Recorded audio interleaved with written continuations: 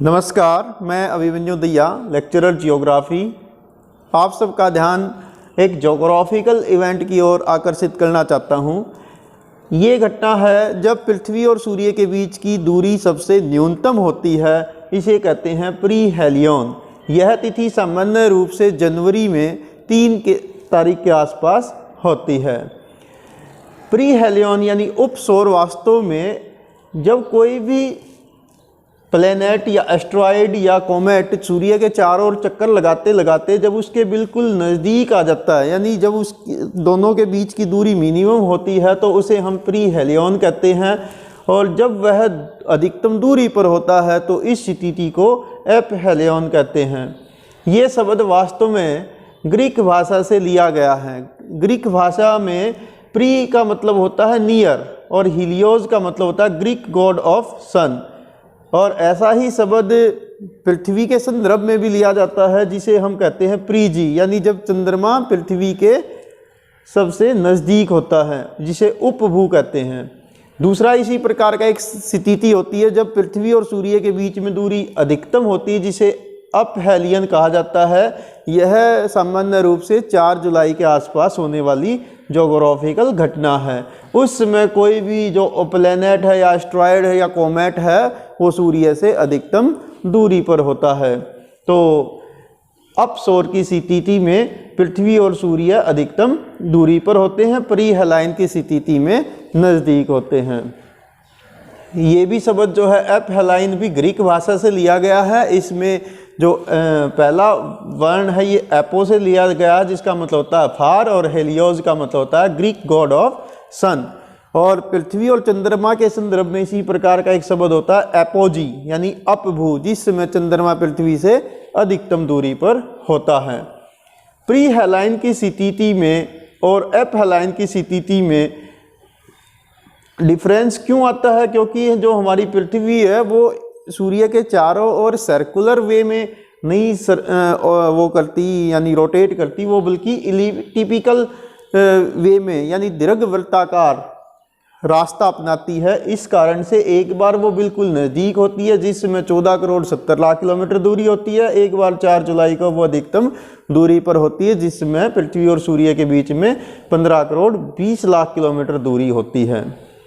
दोनों ही स्थिति में क्या होता है कि जो प्री हेलाइन और एप हेलाइन की स्थिति है, ये वास्तव में जो प्री हेलाइन है ये दिसंबर सोल्स्टिस के बाद, यानी 22 दिसंबर से लगभग 14 दिन के बाद होने वाली घटना होती है। और जो एप हेलाइन है यानी अपसौर की स्थिति है वो 21 जून जब सूर्य कर्क रेखा पर सीधा चमकता है उसके लगभग 14 दिन के बाद होने वाली ज्योग्राफिकल इवेंट होती है।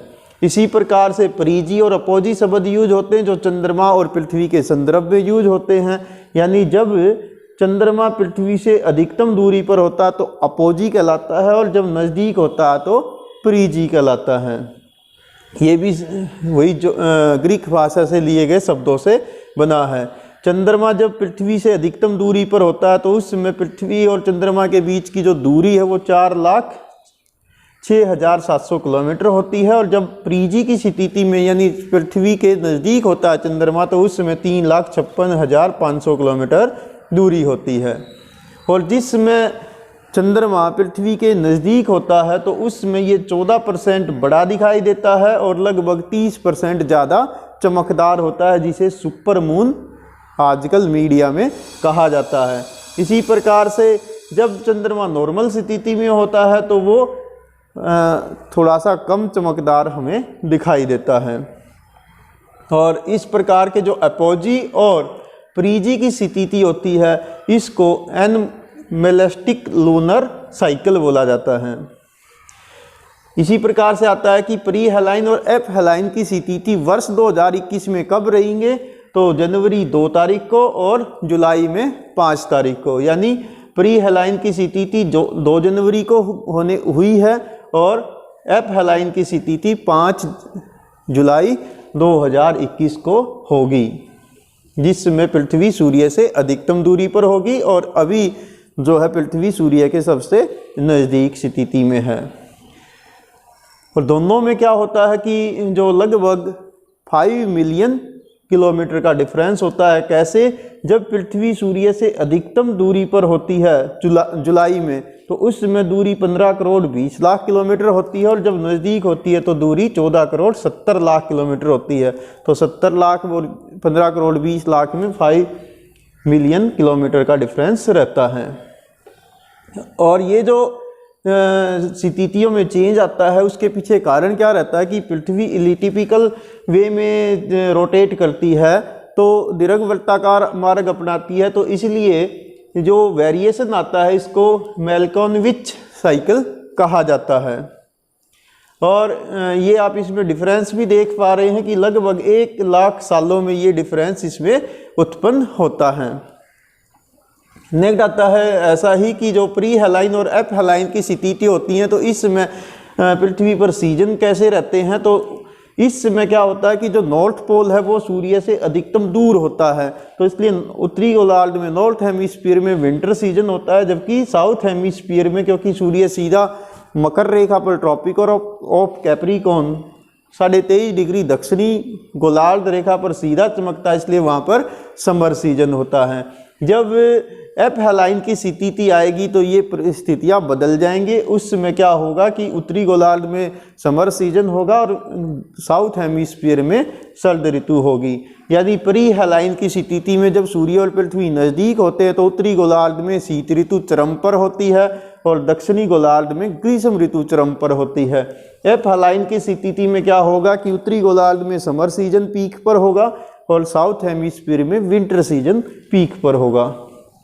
ऐसी ये आप सीजन में दोनों में डिफरेंस भी देख रहे हैं कि नॉर्थ गोलार्ध में इस टाइम जनवरी में विंटर सीजन होता है, स्नोफॉल होता है, जबकि समर सीजन में टेम्परेचर हाईएस्ट होता है।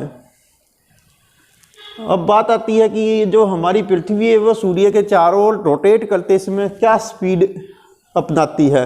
तो नॉर्मली हमारी जो पृथ्वी की स्पीड है सूर्य के चारों ओर रोटेशन में 1,07,000 किलोमीटर पर हावर है, यानी 30 किलोमीटर पर सेकंड।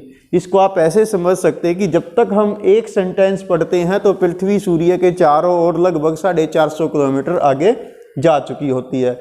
और पृथ्वी और सूर्य के बीच की जो एवरेज दूरी है, एवरेज डिस्टेंस है 15 करोड़ किलोमीटर, इसको हम एक एस्ट्रोनॉमिकल यूनिट कहते हैं। इसी प्रकार से बात आती है कि हमारी पृथ्वी जो है किस गति से स्पिन करती है, यानी अपनी एक्सिस पर किस गति से स्पिन करती है। तो वो नॉर्मली क्या है कि इक्वेटर पर इसकी स्पीड होती है 1670 किलोमीटर पर हावर, यानी जो पृथ्वी का सर्कमफ्रांस है वो 40,000 किलोमीटर है और 24 घंटे में ये एक रोटेट पूरा कर लेती है, रोटेशन अपनी एक्सिस पर। तो इस प्रकार से डिस्टेंस को टाइम से डिवाइड कर दो तो 1670 किलोमीटर पर हावर की गति से इक्वेटर पर ये रोटेट करती है। जैसे जैसे हम ध्रुवों की ओर जाएंगे तो ये गति कम महसूस होगी, यानी 45 डिग्री अक्षांश पर ये जो स्पीड है वो 1180 किलोमीटर पर हावर की रह जाती है। इसी प्रकार से जो हमारा सन है ये भी अपनी मिल्की वे के चारों ओर चक्कर लगाता रहता है, जो लगभग मिल्की वे में 25,000 लाइट ईयर दूर है गैलेक्सी के सेंटर से। जिस गैलेक्सी में सन है वो मिल्की वे कहलाती है और इसकी स्पीड रह जाती है जो सोलर सिस्टम के अंदर 200 किलोमीटर पर सेकंड की गति से सूर्य मिल्की वे की उसमें रोटेट करता रहता है। इसी प्रकार से जो गैलेक्सी है हमारी मिल्की वे वो भी मूवमेंट करती रहती है और वो अपनी नियर बाई की जो दूसरी नेबरिंग गैलेक्सी है एंड्रोमेडा गैलेक्सी, उसके संदर्भ में अगर देखें तो ये 112 किलोमीटर पर सेकंड की गति से रोटेट होती है। तो ये था कुछ ज्योग्राफिकल इवेंट से संबंधित महत्वपूर्ण जानकारियाँ। Thank you, have a nice day.